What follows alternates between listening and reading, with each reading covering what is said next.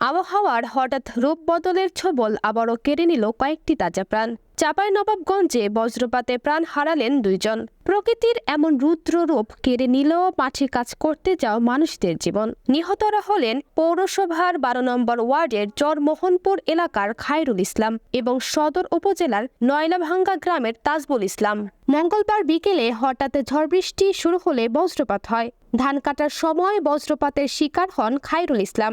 গুরুতর আহত অবস্থায় তাকে সদর হাসপাতালে নেওয়া হলে চিকিৎসক মৃত ঘোষণা করেন। অন্যদিকে মাঠে থাকা গরু আনতে গিয়ে বজ্রপাতের শিকার হন তাজবুল ইসলাম।